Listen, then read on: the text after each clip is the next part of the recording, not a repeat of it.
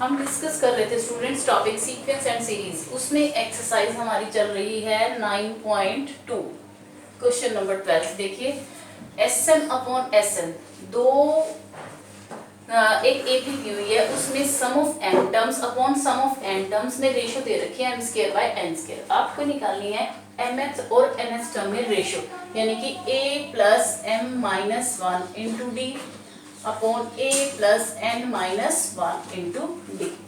Formula लगाइए Sn का और Sn का, m by 2 into 2a plus m minus 1 into d upon n by 2 into 2a plus n minus 1 into d is equal to m² upon n²। This 2 cancel with 2, m cancel with m, n cancel with n।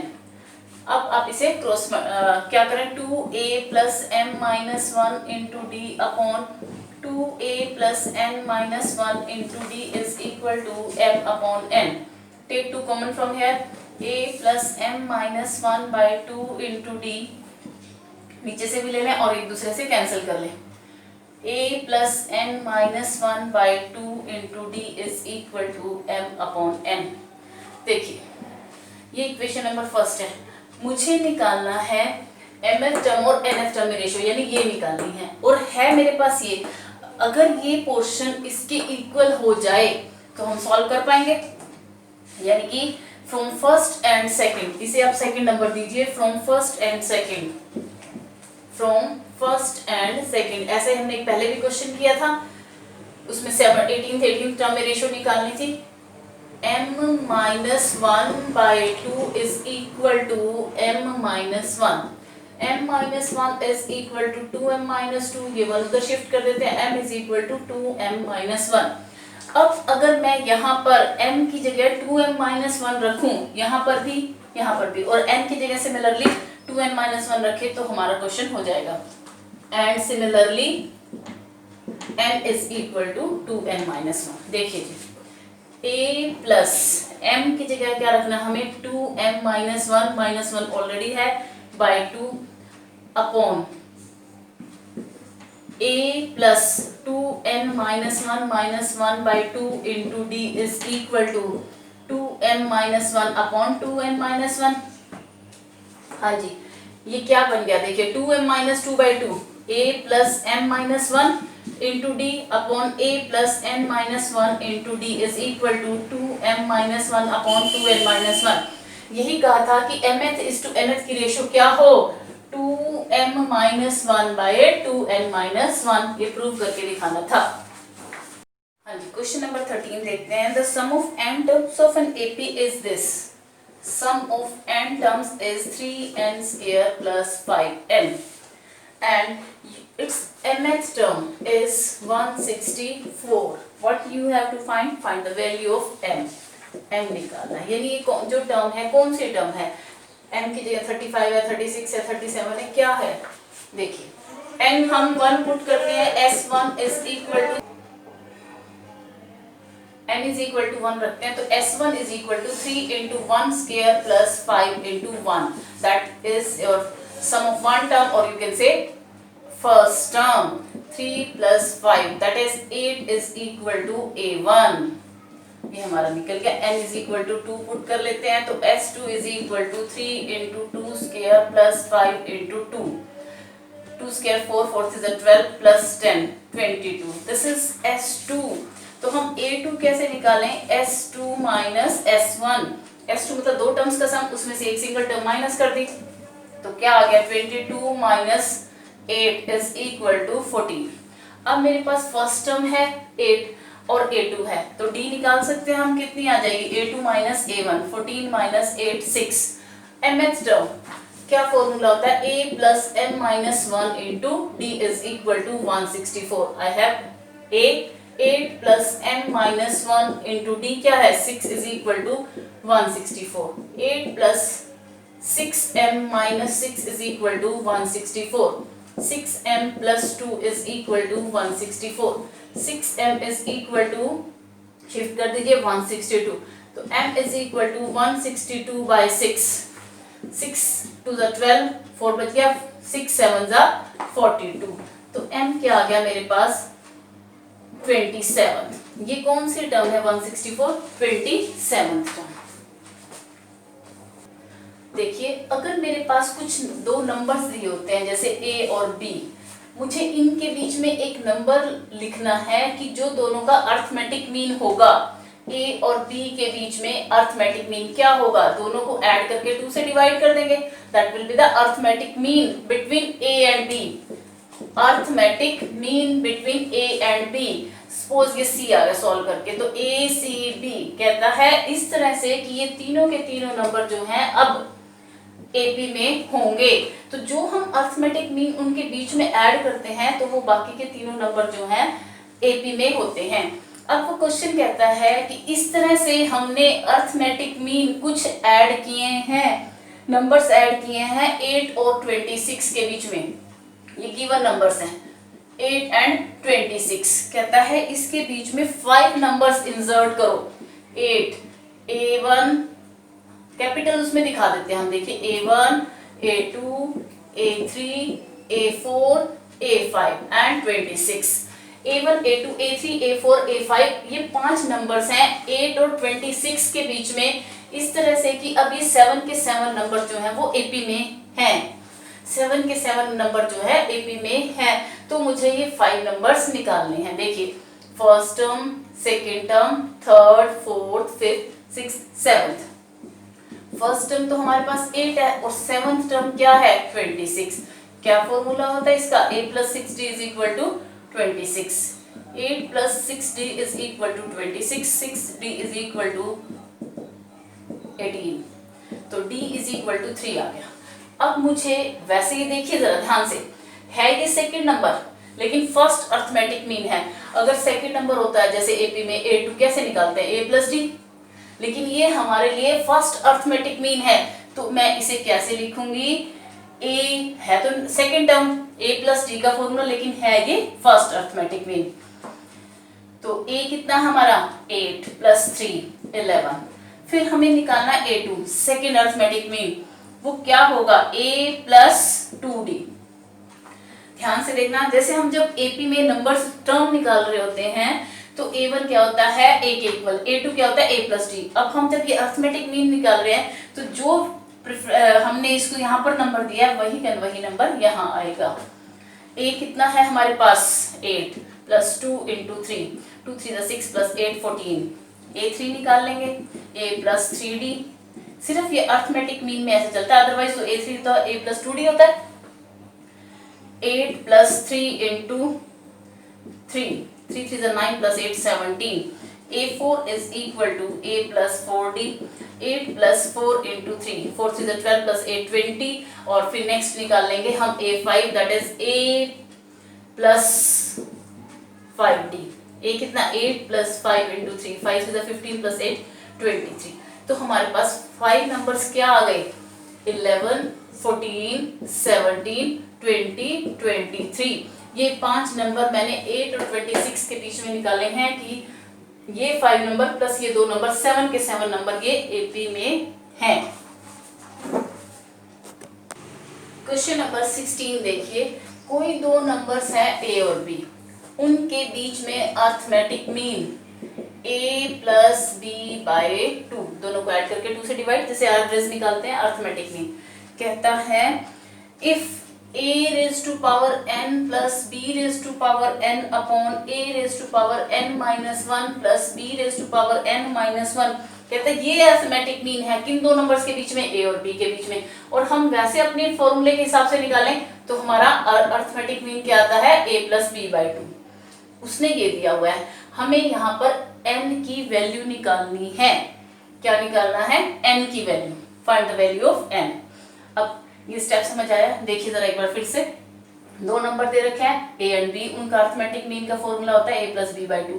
और वो कहता है कि arithmetic mean ये है, ये book के according, ये हमारे अकॉर्डिंग, फॉर्मूले के अकॉर्डिंग हमने दोनों को इक्वेट कर दिया। अब हमें क्रॉस मल्टीप्लाई करके सिंप्लीफाई करते हैं। twice of a raised to power n plus twice of b raised to power n is equal to, a को इन दोनों से मल्टीप्लाई करना है, a into a raised to power n minus 1 plus a into b raised to power n minus 1 plus अब b की term है b into a raise to power n minus one plus b into b raise to power n minus one, twice of a raise to power n plus twice of b raise to power n। ये देखिए दोनों a की power 1 into a की power n minus one, power जब base multiply में है और power क्या हो जाती है ऐड, तो ये 1 क्या हो जाएगा इधर ऐड हो जाएगा कैंसिल, क्या बच गया a raise to power n and this as it is, ये भी एज इट इज और ये b raise to power n। अब इन दोनों को इधर शिफ्ट कर दें, twice of a raise to power n minus a raise to power n plus twice of b raise to power n minus b raise to power n is equal to a b whole raise to power n minus one plus b into a raise to power n minus one.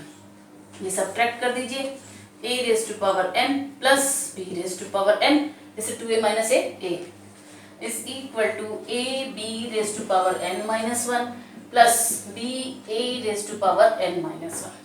अब आप इन्हें transpose कर लें इस तरह से कि यहाँ पर a की पावर n है तो ये वाला इस साइड ले आए, a की power n minus b into a की power n minus one is equal to, हाँ जी अब क्या कॉमन आ रहा है इस साइड शिफ्ट कर देते हैं, a b raise to power n minus one minus b raise to power n।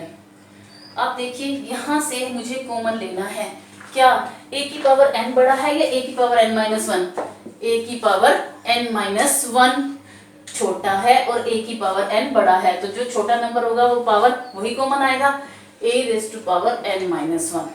पीछे क्या बच गया, अभी हमने मल्टीप्लाई किया था तो क्या बच गया, a की पावर 1 माइनस, यहाँ से तो सीधा समझ आ रहा है b बच गया इज इक्वल टू, यहाँ से क्या कॉमन आ रहा है b raise to power n minus one, पीछे क्या बच गया a माइनस b। ध्यान से कॉमन लेना है, जो कॉमन छोटी पावर होती है वो कॉमन आ जाती है, पीछे यहाँ 1 बच गया या b, यहाँ पर भी ऐसे b की power n minus one common आ गया, यहाँ a बच गया यहाँ b, a माइनस b से a minus b cancel, a raise to power n minus one is equal to b raise to power n minus one.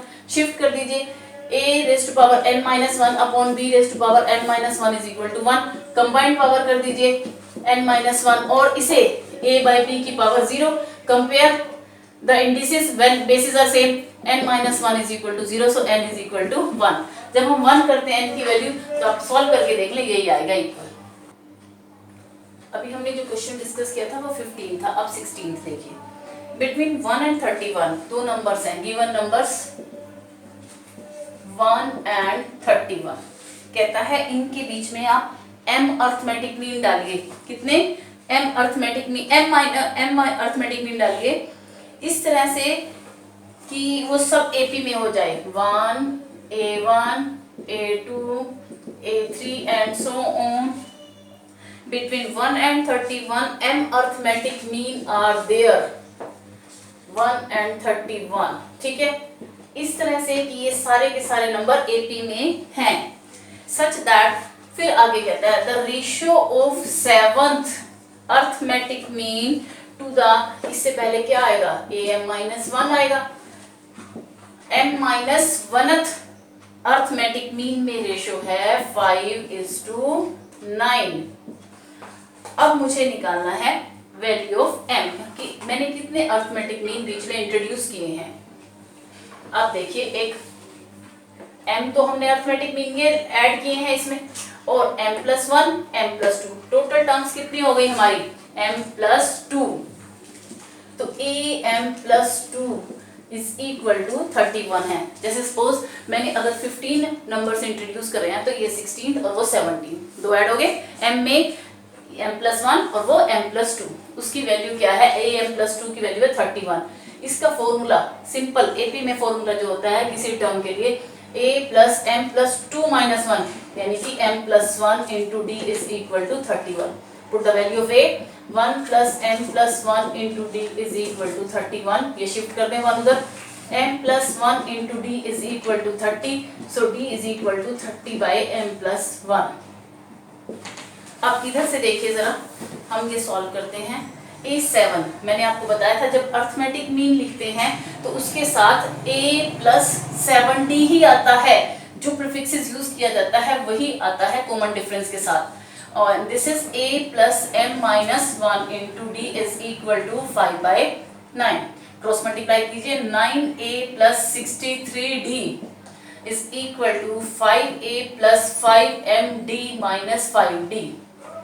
9a minus 5a plus 63d plus 5d is equal to 5md। 4a plus 68d is equal to 5md। a की value put कर दें, 4 into 1 और ये 60d 8d उधर shift कर देते हैं हम, 5md minus 68d। 4 is equal to what is common from here, 5m minus 68 into d। ये शिफ्ट कर दीजिए, 4 बाय, कैलकुलेशन है कैसे मर्जी करें, 4m माइनस 68। अब मेरे पास ये दो d की वैल्यूज हैं, दोनों कॉमन डिफरेंस है, दोनों को इक्वेट कर देते हैं। देखिए d की वैल्यू क्या है, 4 बाय 5m माइनस 68 और ये है 30 बाय m प्लस 1। अब ये फर्स्ट इक्वेशन, ये second, from first and second. 4 upon 5m minus 68 is equal to 30 upon m plus 1। 4m plus 4 is equal to 150m minus 3 8 जा 24, 3 6 18 प्लस 2 2040। अब 4 plus 2040 is equal to 150m minus 4m। 2044 is equal to 146m। तो 2044 by 146 is equal to m। 2 से 73, 2 से 1022। अब इसको काट दो, ये पूरा पूरा एग्जैक्टली डिविजिबल होगा। 73 1 जा 73, 73 1 जा 73, 12 माइनस 3 9, 9 माइनस 7 292, 4 पे गया। तो m कितना आ गया हमारा 14। एक बार क्वेश्चन दोबारा देखिए, दो नंबर दिए हुए थे मुझे 1 और 31, उनके बीच में मुझे m अर्थमेटिक मीन डालने थे कि वो सारे के सारे नंबर सब m+2 जो है वो AP में होंगे और a7 बाई am माइनस 1 इसकी 7th टर्म और m-1 जो ए अर्थमेटिक मीन है उनमें रेशो 5:9 है। मैंने फॉर्मूला लगा दिया। ये बात ध्यान रखनी है, जब अर्थमेटिक मीन का फॉर्मूला लगाते हैं तो a प्लस 70 जो प्रीफिक्स दिया होता है वही यूज करते हैं। वहां से मैंने d की वैल्यू निकाल ली और ये टोटल मेरे पास कितनी टर्म्स हो गई m+2, उसकी वैल्यू 31। यहाँ पर AP वाला फॉर्मूला लगाया और दोनों जगह से d निकाल के इक्वेट कर दिया। 17 क्वेश्चन देखिए, a man starts repaying a loan as first installment of ₹100। अपना उसने लोन उतारना है, वो 100 रुपीज की इंस्टॉलमेंट दे रहा है, फिर कहता है 5 रुपीज पर मंथ इंक्रीज करेगा, 100 105 110 एंड सो ऑन। कहता है कि उसका 30th इंस्टॉलमेंट का अमाउंट क्या होगा, A30 निकाल सकते हैं, A प्लस 20 90। तो 10th स्टैंडर्ड का क्वेश्चन है। देखिए स्टूडेंट्स, 18 क्वेश्चन में कहता है एक पॉलीगन दी हुई है जिसकी नंबर ऑफ साइड्स हमें मालूम नहीं है। मैं पहले आपको एक बात बताती हूँ कि एक पॉलीगन जिसकी साइड्स मान लेते हैं n है, उसके हम सारे एंगल्स का सम कैसे निकालते हैं। ए polygon having n number of sides, then sum of all the angles, sum of all the angles। अगर उसकी साइड्स n हैं तो सम ऑफ ऑल द एंगल्स क्या होता है, n-2 इंटू 180। कंफर्म करना चाहे कंफर्म कर सकते हैं, ट्राइंगल के लिए कर लीजिए, ट्राइंगल की साइड्स 3 हैं, 3-2 1 इंटू 180 180 होता है। क्वाड्रिलेटरल के लिए कर लीजिए 4-2 2 इंटू 180 360। वेरीफाई हो गया। तो ये फॉर्मूला है sum of all the angles of a polygon. अब जो मुझे पॉलीगन दी गई है वो कहता है कि उसका सबसे छोटा एंगल 120 डिग्री है। One and smallest angle of a polygon is 120 degree और बढ़ रहे हैं, हर एंगल ऐसे 5 इंक्रीज हो रहा है, यानी कि 120 125 130 एंड सो ऑन, इस तरह से उसके एंगल बढ़ रहे हैं। तो बताइए कि इस पॉलीगन की नंबर ऑफ साइड्स कितनी है। मैं यहाँ से सम ऑफ ऑल द एंगल्स निकाल लेती हूँ फॉर्मूले से, AP के फॉर्मूले से, और ये भी सम ऑफ ऑल द एंगल्स है, दोनों को इक्वेट कर देते हैं। सम ऑफ एंगल्स क्या फॉर्मूला होता है, n/2 Sn is equal to n by 2 into 2a plus n minus 1 into d. Sn हम ये रख सकते हैं value n minus 2 into 180 is equal to n by 2 into 2 into 120 plus n minus 1 into 5. n minus 2 into 360, ये मैंने 2 उधर shift कर दिया, is equal to n into 240 plus 5n minus 5. n minus 2 into 360 is equal to 240 minus 5, 235 into n plus 5n square. क्या common आ रहा है यहाँ से? 5 ले लो. 5 4 जा 20, 5 7 जा 47n plus n square is equal to n minus 2 into 360. इससे ये कैंसिल कर दें 72. अब मल्टीप्लाई करें 72n minus 144 is equal to 47n plus n square. अब मेरे पास क्वाड्रेटिक आ गई. n square plus 47n minus 72n plus 144, n square minus 12 minus 7 5, 6 minus 4 2 plus 144. सोचें दो नंबर जिनका प्रोडक्ट 144 है और सम 25 आएगा. अगर नहीं सोच पा रहे हैं तो क्वाड्रेटिक फॉर्मूला 16 और 9, 16n minus 9n plus 144 is equal to 0. n minus 16 into n minus 9. ये तो n मेरे पास 16 है, उसकी साइड्स या 9 है. अब अगर n 16 है तो लास्ट वाला एंगल देखिए क्या होगा. दोनों को वेरीफाई तो करना पड़ेगा कि क्या आंसर है. तो यानी कि a 16 अगर है तो उस एंगल की क्या वैल्यू है अगर पॉसिबल है side. a plus 15d 120 plus 15 into 5 195 आ गया. किसी भी पॉलीगन का इंटीरियर एंगल 180 से ज्यादा नहीं होता है. It is not possible. तो नंबर ऑफ साइड्स जो हैं 16 नहीं हो सकती. Therefore number of sides of a polygon are 9. कितनी है उस पॉलीगन की साइड्स? 9. मैंने क्या फॉर्मूला बताया एक बार दोबारा देखते हैं. किसी पॉलीगन की जिसकी n नंबर ऑफ साइड्स हैं उसका सम ऑफ ऑल द एंगल्स निकालने का फॉर्मूला n minus 2 into 180. और मेरे पास सबसे छोटा एंगल दिया हुआ 120 और 120 और कहता है 5 5 के इंक्रीज कर रहे हैं. तो ये मेरे पास AP बन गई. यहाँ से मैंने फॉर्मूला लगाया और इसके इक्वल रखा. You will get the value of n.